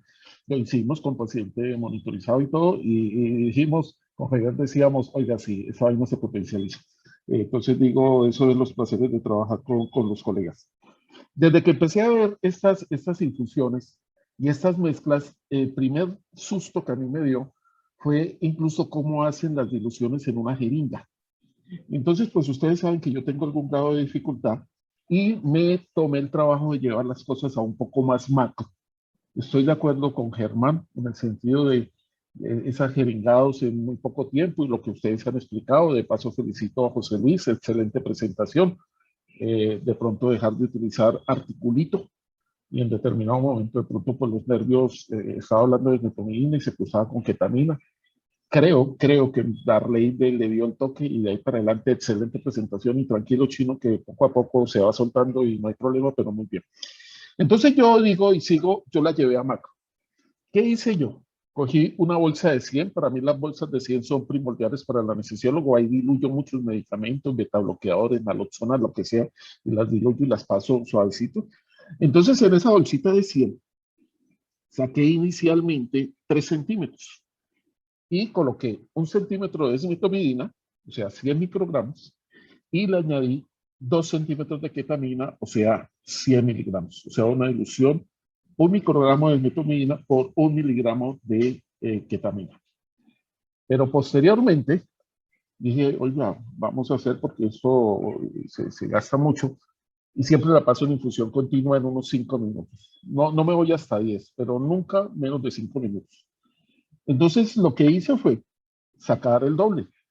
Saqué 2 centímetros, saqué 6 centímetros en total de solución salina. Le agregué toda la ampolla de desmetomidina, o sea, los 200 microgramos, y le agregué 4 centímetros de ketamina, que son los 200 miligramos.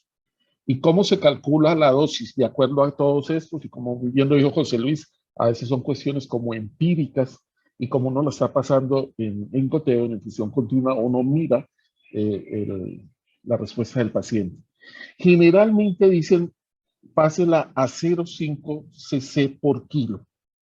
0,5 cc por kilo de esta última dilución que yo les he dado. Le dije a los colegas en remedios, oiga, mire, estoy utilizando esto, me está yendo bien, yo hago mucho procedimiento de 15, 20 minutos que son los famosos escarectomías. Y le comenté al doctor Delgado, incluso lo llamé ahorita, creí que iba a comentarlo a él. Y Lucho también empezó a utilizarlo en los pacientes quemados. Todos conocen la inquietud de Lucho y un día llegó y me dijo, Johnny, agréguele 10 centímetros de fentanil. Dije, ¿y eso? Me dijo, agréguele y mire, ¿yo qué estoy haciendo ahora? No me digan, eso no aparece en ninguna parte. Estoy de acuerdo con todos ustedes. Inicialmente mezclábamos el remifentanil y el propofol, y después yo soy uno que propofol por un lado y remi por otro, y yo creo que vamos a llegar a que todos estos van a estar individuales, pero como dicen que estamos haciendo en las experiencias, yo le saco 16 centímetros a la bolsa de 100. Le he hecho los 10 centímetros de fentanil y 4 centímetros de ketamina y 2 centímetros de desmetomidina. O sea, quedan 200 microgramos de desmetomidina, 200 miligramos de ketamina y nos queda más o menos a 2 microgramos por cc de desmetomidina, a 2 miligramos por cc de ketamina y 5 microgramos por cc de fentanil. Y esa dilución que me dijo el doctor Delgado, le da a los pacientes más analgesia, no causa depresión respiratoria, no causa, que es una de las cosas buenas que dijo Germán, por ejemplo, ahora. El paciente ventila muy bien, el paciente tiene muy buena analgesia. Sí, uno observa en determinados casos una bradicardia que hasta el momento, en un solo caso, yo creo que llevo más de 100 casos, es una observación personal. He utilizado bromuro de iosina, no he utilizado atropina para no taquicardizar mucho al paciente. Bromuro de iosina y el paciente salió y no tuvo tanto gasto y todo muy bien. No he utilizado la infusión continua, no voy a mentir a decir que he utilizado infusión continua, no la he utilizado, mis procedimientos son muy cortos. ¿Y qué noto yo? Los pacientes salen con una sedación muy buena, con una analgesia muy buena recuperación, son pacientes tranquilos, calmados. No he visto disociación, a pesar de que estoy de acuerdo con Claudia, de acuerdo con Germán, de acuerdo con Javier. Si ustedes se ponen a sacar cuentas, a un paciente de 70 kilos, aquí tengo, hice para que ustedes aprecien, si yo coloco 0,5 cc por kilo a ese paciente, le estoy colocando 35 cc de la mezcla. O sea que en total le estoy colocando 70 microgramos de desmetomidina, 70 miligramos de ketamina, estoy de acuerdo con Germán que es una dosis que puede resultar en determinado momento alta, y le estoy colocando 175 microgramos de fentanilo. Quiero decir que hay veces que paro la infusión, porque estoy en infusión continua, la paro porque alcanzo el efecto que yo quiero antes. En vez de 5 minutos, a los 3 minutos yo ya veo que el paciente está sedado, empiezan a lavarlo y veo que tengo la analgesia adecuada, pues paro, porque eso es lo que yo busco, no es que porque calculé la dosis se la tenga que dar. No, la ventaja de colocarlo en infusión continua durante 5 minutos permite eso. Hombre, pare los 3 minutos, lo he hecho con relativa frecuencia y nunca he hecho infusión continua. Si ustedes me preguntan, ¿de dónde salió el fentanil? Yo le digo, vea, fue una experiencia personal en compañía del doctor Delgado, que la utilizamos, él la utiliza en sus pacientes quemados, yo la utilizo en escarectomías, no todo el tiempo, hay veces que variamos para no estar haciendo lo mismo, y la estamos colocando en una bolsa de 100 cc, vuelvo y repito, le saco 16 centímetros, echo toda la ampolla de desmetomidina, 12 cc, echo 4 centímetros de ketamina y echo toda la ampolla de fentanilo. Hasta el momento no he tenido complicaciones, estoy de acuerdo y sería bueno, Javier y Germán, motivar, y el doctor Luna, perdón, motivar a los residentes si alguien quisiera hacer un trabajo sobre eso y sobre todo colocar el cell line para ver qué está pasando. Salen con muy buena analgesia y muy buena sedación. Esa es la experiencia personal que yo tengo y de pronto me gustaría que el doctor Delgado, que lo veo que está por ahí, nos comentara también la experiencia de él en la clínica Remedios. Gracias, Javier. Bueno, muy bien, Johnny. Pues yo, eso mismo iba a decir, yo creo que como ha sido muy, muy buena la experiencia del doctor Delgado, por eso yo decía al inicio de la charla, pues nosotros, el doctor Urriago trató de abordar el tema desde el punto de vista como un R1, pues desde la farmacología, pero a veces la experiencia clínica es diferente a lo que dicen los textos, porque uno incluso pensaría que si usted pone un bolo, el preces con ese TPIC tan largo, realmente lo que va a estar ejerciendo ahí en esa mezcla de ustedes, la acción es la ketamina y el fentanilo. Entonces, yo creo que la invitación es de pronto a Luis Antonio, a vos, es de pronto tratar de hacer un estudio, porque al fin y al cabo es la experiencia que ustedes han tenido, que han tenido muy buena experiencia para poderlo publicar. Voy a darle la mano, el altavoz al doctor Andrés Velázquez y después al doctor Mario Germán Orozco, para que nos cuenten su experiencia.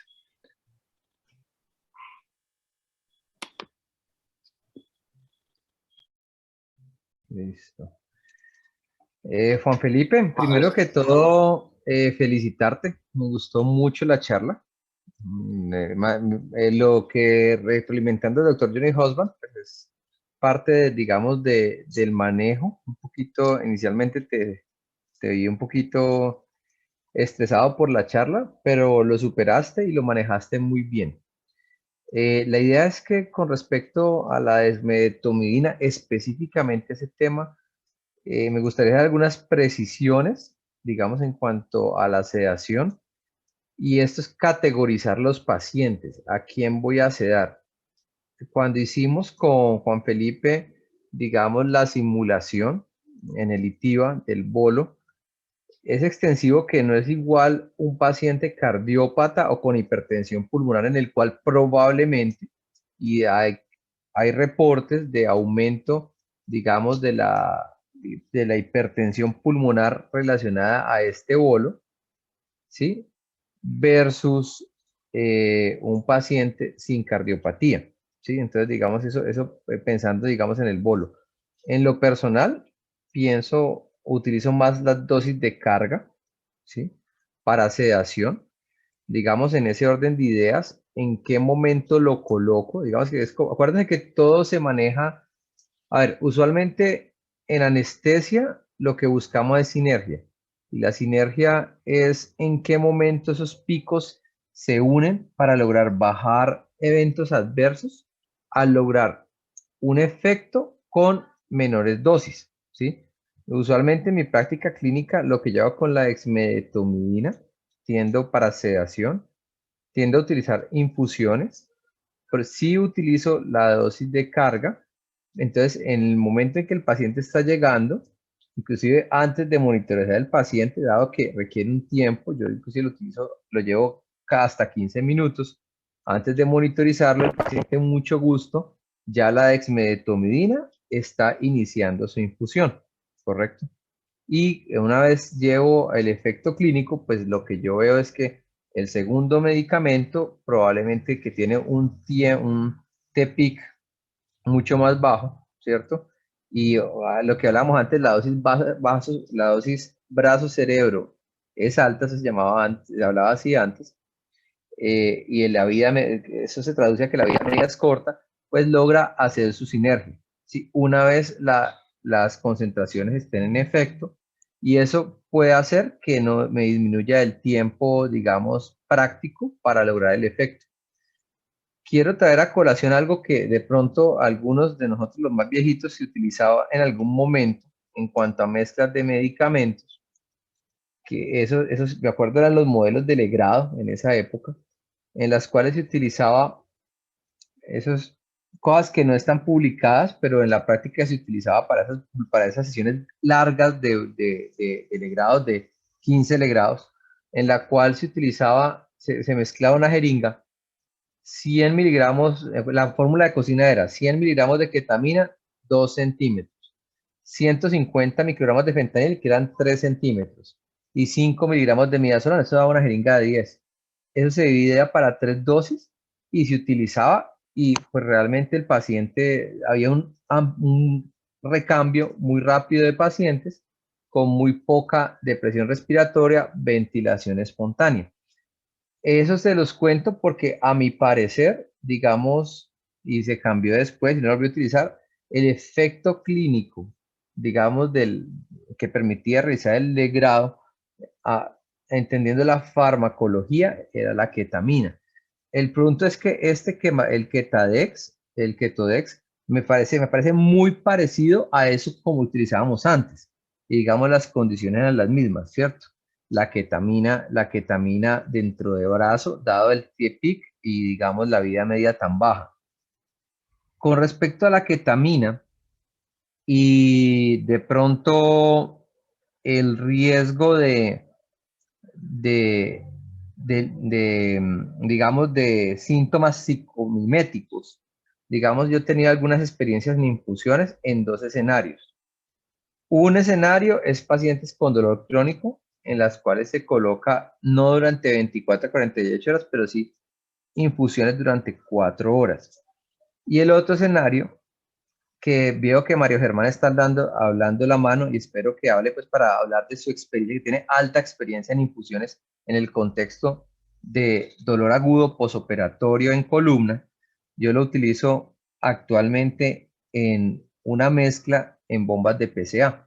¿Sí? No voy a hablar de libre de opioides, pero en cirugía mayor de intervención de columna con instrumentación, usualmente coloco una mezcla con oxicodona y ketamina, en la cual quedan más o menos 0.5 miligramos por cc con 2.5 miligramos de ketamina, y después del manejo multimodal, esa mezcla se deja en bomba de PCA. No la dejo en infusión, sino que la dejo en bolos, en conjunto con otros, como rescate, con otros manejos que se hacen transoperatorios, y obviamente el antiinflamatorio en el paciente indicado. Pues la idea es que con esta mezcla lo que uno ve es que usualmente el paciente disminuye requerimientos opioides.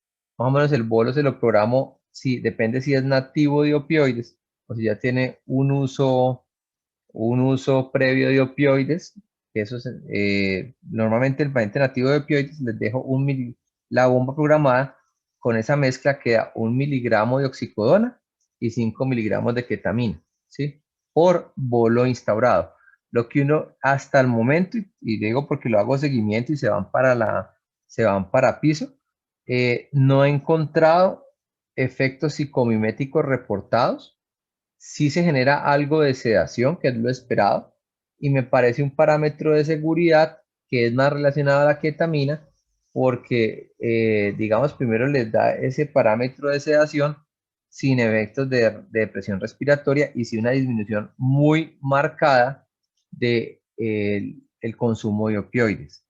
Creo que en cuanto a eso, yo no estoy me asusto en lo personal. Aparte de que sitios efectos por encima de 1,9 pueden generar efectos adversos relacionados, digamos, y de hecho ese efecto es tardío, una vez pasado, si uno se va a la farmacocinética, digamos, en ese paciente tal vez cardiópata, ese efecto te lo haces cuando sale, no cuando entra, ¿sí? Y digamos que eso, sí creo que la dosis de carga, si uno lo desea hacer, puede ser un mejor parámetro, entendiendo la farmacocinética. Y para hacerlo, digamos, de manera práctica, pienso que la dexmedetomidina debe iniciarse desde el inicio, aún antes de monitorizar al paciente. Y de hecho, usualmente es lo que hago, pues, cuando quiero sedar durante, digamos, en este caso, en el transcurso quirúrgico. Eh, pues básicamente pronto eso es lo que tenía que decir. Digamos que esto no es algo que esté resuelto. De hecho, hay un campo grandísimo para investigación. Nuevamente, pensando en lo que hacía Carlitos Luna, esto apoyado, y la doctora Kumaroni, apoyado pues por esos tiempos de pandemia. Y pues nada hay dicho, ¿no? Hay que seguir trabajando. Sí me gustaría que Mario Germán nos comentara su experiencia con respecto a la ketamina en dolor posoperatorio de infusiones, que él tiene una muy buena experiencia. Bueno, muchas gracias. Gracias, doctor Velázquez. Voy a darle el audio del doctor Mario Germán Orozco y posteriormente también va a hablar el doctor Germán Granados. Entonces, primero con el doctor Orozco.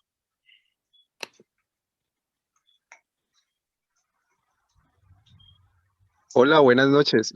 Muchas gracias al profe Caballero por la invitación, al doctor Velázquez por la intervención, al expositor, muy buena presentación. Eh, nosotros, o pues ahorita con todo esto de la pandemia, venimos utilizando mi hospital base de trabajo es Pitalito, y venimos utilizando mucho Ketodex, y lo venimos utilizando en bolo como lo, ha- lo, ha- lo ha lo ha informado el anestesiólogo de Instagram, en una sola jeringa, bolo para los legrados, bolo para los procedimientos cortos, bolas para urología. La verdad la experiencia es muy buena, nos ha ido muy bien, pacientes sin depresión respiratoria y sin alucinaciones, que es como el gran miedo a la utilización de la ketamina. Eh, en ocasiones, creo que uno de los profes lo dijo, no recuerdo el nombre, la ketamina tiene algo de parecido con la marihuana, y es que depende mucho del estado de ánimo o del estado del paciente. Asimismo, finalmente terminan siendo sus emociones o lo que representa en algún momento eh, los sueños que tiene, porque sí tienen sueños, la mayoría tienen sueños extraños o tienen un viaje interesante, pero me parece que va mucho de la mano a lo que pasa con la marihuana. La marihuana, si la fumas cuando estás feliz, pues te vas a cagar de la risa toda la noche; si la fumas cuando estás triste, pues sigue llorando y te da hambre, en fin. Entonces, me parece que es muy dependiendo de la persona, y eso lo dijo alguien anteriormente. Y con respecto a si se pueden combinar, queda como en una zona gris. Cuando uno va a los artículos, por ejemplo, del doctor Tafur sobre interacciones farmacológicas, un artículo que salió en el 2017, si no estoy mal, cuando habla de las interacciones farmacéuticas, por ejemplo, la ketamina y el fentanil que preguntaba ahorita el profe, se combinan perfectamente en una bolsa y no hacen ninguna alteración al momento de la combinación. Pero en ese momento no se hablaba mucho de dexmedetomidina, entonces ese dexmedetomidina no aparece en la tabla, que sería un estudio sencillo que se podría tratar de hacer para determinar si sí pueden estar combinadas en una bolsa. Con respecto a la ketamina, pues yo no sé, la ketamina tiene muchas bondades. A mí me parece que es que lo sacaron en algún momento del arsenal de anestesia, pero es un medicamento con muchísimas, muchísimas bondades. Eh, cuando los residentes que han estado ahorita en Buga, cuando nos hemos encontrado, habíamos hablado de ketamina, nos parece, pues yo ando siempre con una jeringa de ketamina en el bolsillo, parezco loco a veces, pero el mundo va a ser gobernado por los locos y le coloco a los pacientes bolitos, a todos los pacientes, anestesia regional, anestesia general, cada hora les coloco un bolito de ketamina, generalmente a 0,3 miligramos por kilo, como dice la recomendación. Hay estudios que han mostrado, se hicieron en cesáreas, que si colocabas bolas de ketamina a la paciente embarazada, disminuye la probabilidad de cefalea postfunción. No se sabe bajo qué mecanismo y es lo que están estudiando en este momento. Salió ese artículo el año pasado. Y con respecto a lo que decía el doctor Velázquez sobre infusión de ketamina en el posoperatorio inmediato, sobre todo en columna, uno pensaría pues que todo está escrito. Claramente se hicieron estudios y hay un metaanálisis que dice que sí, que esos pacientes claramente deberían ir con ketamina, pero los estudios lo que demostraron fue que esos pacientes deberían seguir con ketamina 24 horas después del procedimiento. Los pacientes que tuvieron ketamina 24 horas después del procedimiento en infusión fueron finalmente los que demostraron que tenían realmente una disminución del dolor agudo, una disminución del consumo de opioides y una disminución en la probabilidad de producir dolor crónico. Y si ya tenía dolor crónico, una disminución en la evaluación de ese dolor. Entonces yo a los pacientes actualmente que tengo la posibilidad de entrar a las cirugías de columna, les coloco infusión intraoperatoria, infusión postoperatoria durante 24 horas y la verdad yo no he tenido consumo de opioides después de la cirugía. Me va muy bien. Una de las preguntas que hablaba con el doctor Fernando, que lo vi también ahí en la charla, era sobre el sueño después de la infusión, que él tenía conocimiento sobre pacientes que tienen alteraciones del sueño después de la infusión. Nosotros hicimos un seguimiento a nuestros pacientes 24 horas después, a los 3 días, al mes, y actualmente están haciendo un seguimiento a esos pacientes para seguir con el estudio que hicimos en la ciudad de Neiva, y esos pacientes no manifestaron ninguna alteración en la calidad del sueño y su calificación con respecto a la anestesia y analgesia recibida fue por encima de 8 la calificación y la calificación va hasta 10. Entonces, pienso que es un área interesante que debería aprovechar la Universidad del Valle para hacer estudios que están en este momento, como dijo la doctora, en proceso. Cuando uno se mete a buscar sobre ketosis, ve que hay mucha cosa en este momento moviéndose alrededor de la situación y es porque si tú lo colocas después de un bloqueo, pues produce una adecuada sedación, el paciente está tranquilo y le estás colocando dexmedetomidina, lo que indica que va posiblemente a prolongar el efecto del bloqueo. Entonces, lo que nos falta averiguar es, ¿lo podemos combinar en una bolsa? Porque actualmente si lo dejamos en infusión, lo estamos combinando en una bolsa. ¿Lo podemos combinar en una bolsa o tenemos que dejarlo aparte?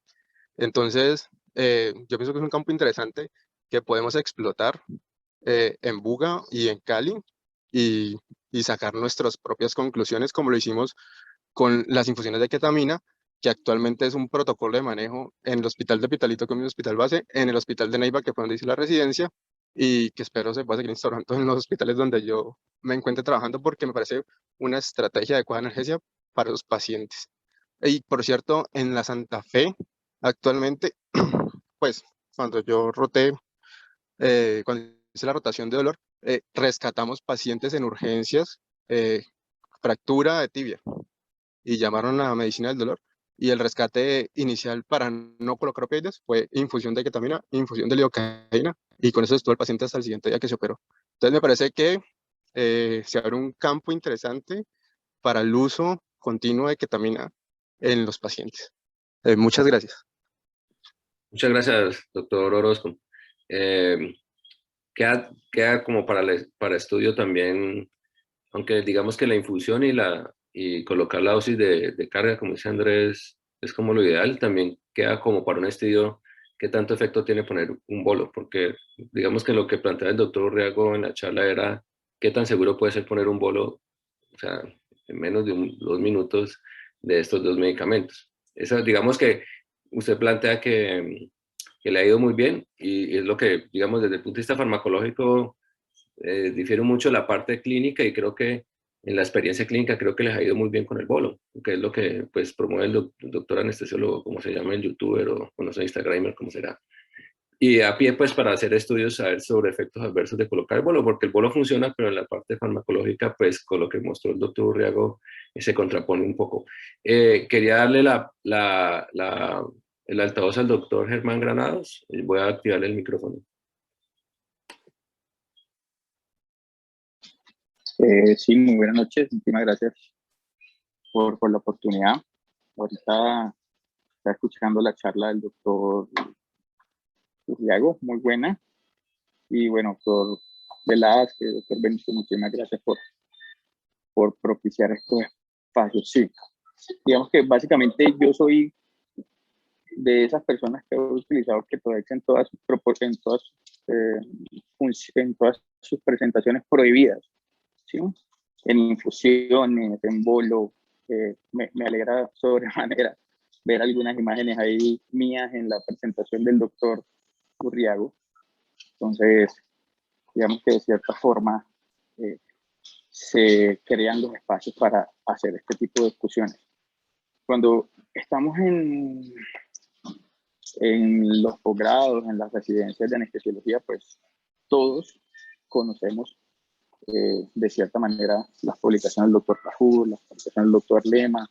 Hicieron una publicación completa de anestesia general balanceada en la revista colombiana de anestesiología, donde pues evidentemente hablan de todas las diferentes, digamos, efectos, ¿no? de la potenciación de los medicamentos. Entonces, para hablar de Ketodex, yo que promuevo mucho el uso de Ketodex en bolo y lo promuevo abiertamente porque me ha funcionado. Tengo la experiencia, por lo menos yo creo que de más de 1000 pacientes a los que he tratado con Ketodex para sedaciones, ¿no? Para legrados, para endoscopias, para reducciones de fractura, para sedación, para bloqueos, en infusión continua, en bolo, en jeringa, en 1 minuto, en 2 minutos. Entonces, por eso inicialmente les decía que pues yo he manejado el Ketodex y lo he publicitado de cierta manera, si se puede usar esa palabra en anestesiología, que no tampoco está adecuada, pero como para ponernos a todos un poco en contexto. Entonces la ketamina y la dexmedetomidina, como bien decía el doctor Juan Felipe, creo, sí, Juan Felipe, tienen esos efectos, ¿no? Todos hemos leído los artículos que el doctor muy bien mencionó, hemos leído, digamos, las especificaciones de los libros guía que también dicen exactamente lo mismo, que están muy correspondidos con la farmacocinética, la farmacodinámica de los medicamentos, pero resulta que en la práctica se ve algo completamente diferente. Y eso pues no se puede obviar, ¿sí? Vemos cómo, a pesar de las proyecciones farmacocinéticas y farmacodinámicas, no se ven. Yo personalmente, Germán Granados, no he tenido absolutamente ningún paciente que me ha hecho ni un pico hipertensivo tan grande que amerite intervención farmacológica. Y por supuesto, no puedo ser tampoco tan irresponsable y decir que no he seguido los pacientes y que solamente los he metido a sedación. Sí, se le ha hecho seguimiento a todos los pacientes, los estamos viviendo, los estamos estudiando en este momento, porque evidentemente, como dice Cochrane, necesitamos más estudios, pero definitivamente sí, me parece muy buena, digamos, que se abra la discusión, porque una cosa es lo que dicen los libros y los artículos, lo cual está muy bien, porque de eso nos nutrimos todos, y de eso se nutre la ciencia. Pero empezamos a ver cosas en la práctica que pareciera que se contradicen con los efectos farmacocinéticos y farmacodinámicos de los reportados, como bien lo decía ahorita una doctora que comentó, que no recuerdo el apellido, me perdonará, pero sí, hay una interacción muy importante y desde todo punto de vista, a mí sí me parece que hay una contraposición o una yuxtaposición de efectos adversos que en la práctica sí se ve. Y ahorita escuchaba al doctor de Medida comenta que usa bastante el Ketodex para sus bloqueos y para otro tipo de procedimientos y definitivamente funciona. Entonces, sí, yo pienso que el Ketodex sí se puede usar. Entonces, nada, dejo abierta pues la conversación. Me detuve un poco a escuchar los comentarios de todos los colegas que anteriormente participaron. Escuché también muy atentamente la conferencia del doctor Urriago, que estuvo demasiado buena.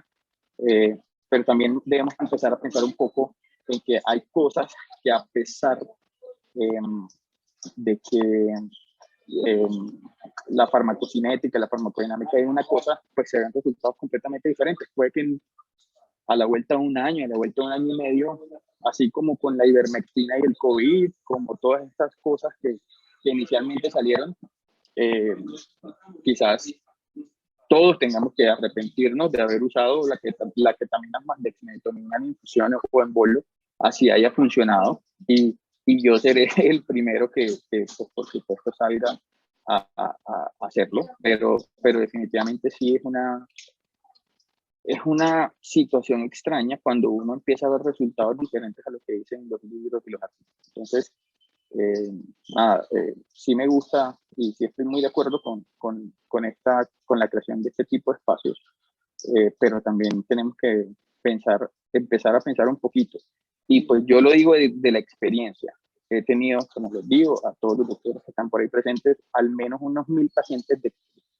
Entonces, su uso, más que promoverlo y publicitarlo, funciona.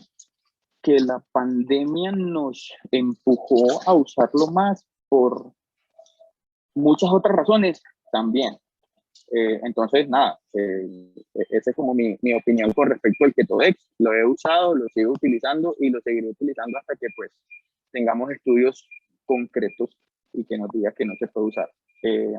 Yo entiendo desde toda perspectiva todo lo que tiene que ver con la sinergia de medicamentos, con todo lo que tiene que ver con mezclar fármacos y drogas, pero resulta que en la experiencia y en la práctica uno ve algo completamente distinto. Muchísimas gracias a todos los doctores que están presentes, y nada, dejo también abierta la discusión allí a todos.